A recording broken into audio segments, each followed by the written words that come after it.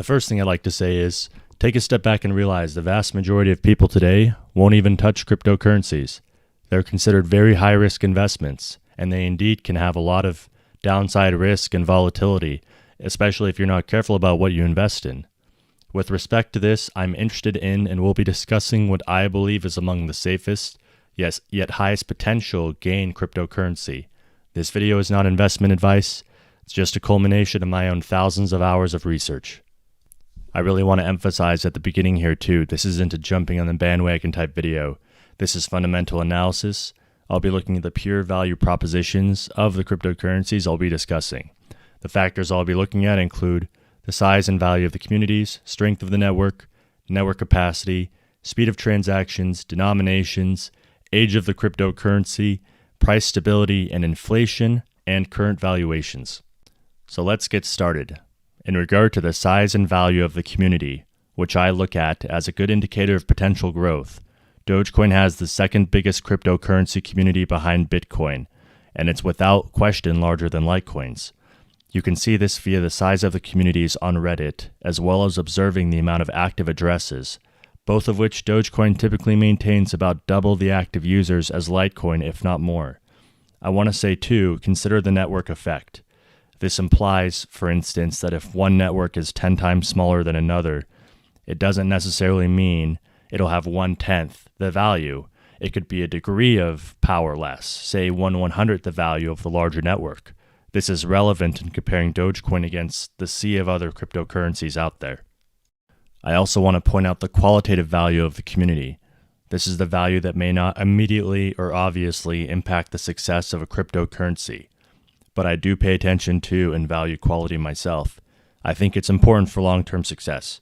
With that being said, Dogecoin has the friendliest community in any cryptocurrency, or really one of the friendliest communities I've ever come across in my life. I feel this is important because it makes it less daunting for new users to join the community. It can help create raving fans who market on their own for fun and can cause ideas to go viral. We've seen this happen a bit when Twitch.tv added the Dogecoin emoticon, and it was all over Twitch. I captured some of it and actually put it in another video I made over a year ago. So feel free to check that out. I'll put a link to it below so you can see it after this video if you like. Furthermore, the Dogecoin community has come together and done some pretty impressive things. For example, the Doge for Water, which was raising money for drinking water wells in Kenya.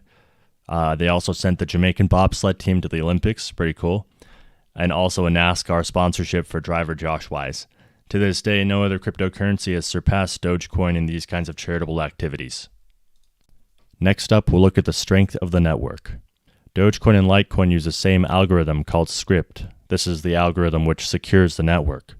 However, Dogecoin has a distinct advantage here, as I'd say about a year ago, it hard forked to auxiliary proof of work, as it's called, basically meaning that any cryptocurrency that is mined using the script algorithm can also use that same computing power to mine Dogecoin. As a result, virtually everyone mining Litecoin is also mining Dogecoin because there's no downside to mining Dogecoin alongside it with it, and it just results in an added payout because you're getting the Litecoin along with Dogecoin.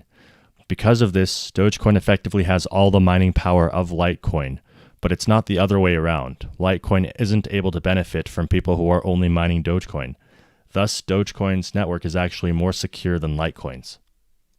Moving on to network capacity, Dogecoin's capacity compared to Litecoin's is 2.5 times greater.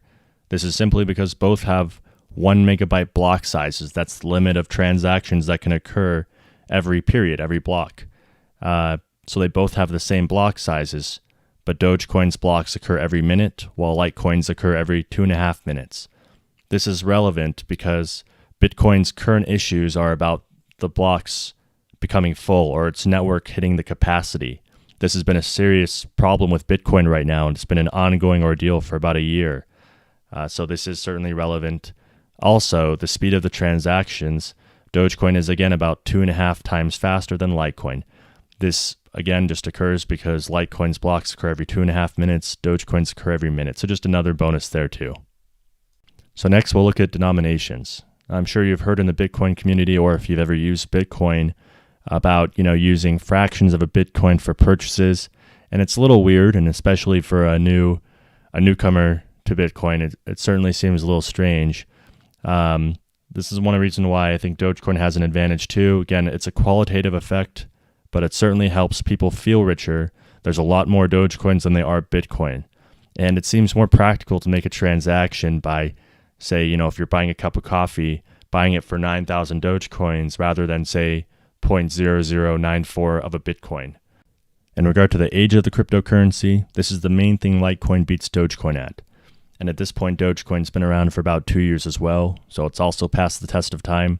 So I don't think it's super relevant, but alas, Litecoin has the advantage here. And now looking at price stability.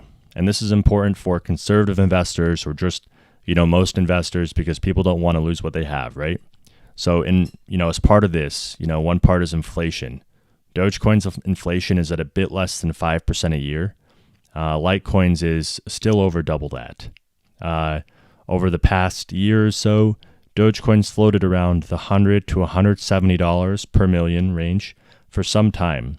Right now, it's about $250 per million, which I wish I'd made this video a little sooner because I've believed in Dogecoin the whole time. But even at the levels it's at right now, the downside has very strong support around $100 per million. All in all, though, downside risk is fairly small in the cryptocurrency world, especially when considered to the upside potential. So now that we've considered some of the aspects of the cryptocurrencies, let's look at their current valuations. Dogecoin's market cap is around 25 million. Litecoin's is around 150 million.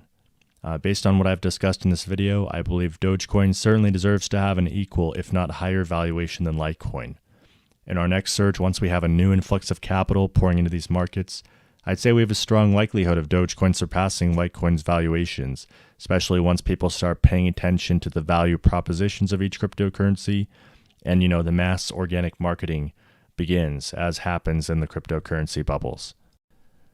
Why does all this matter? Because in the next cryptocurrency bubble, when money is pouring in, I'm interested in what cryptocurrencies are going to see the greatest growth. And to elaborate, I'm looking at the greatest growth with the lowest potential risk. Lowest risk is important here, as I'm sure there'll be some little cryptocurrencies that come out of nowhere, like a pump and dump one that no one sees coming. In regard to price projections, it's difficult to say, but I estimate we can reach a market cap of around 50 billion or more in the cryptocurrency ecosystem at large. Currently, the market cap of all cryptocurrencies are around 7 billion. Note that in the last bubble, we peaked at a market cap of around 12 billion, and that was over 2 years ago, and it's been quite some time since then, or since we've had a big move, and since that time, the cryptocurrency world has roughly tripled in the amount of users. And this has been in the relatively calm period we've had. In regard to this next boom and what share of it Dogecoin should have, I estimate Dogecoin's upside at a market cap of around $1 billion, or again, perhaps bubbling higher.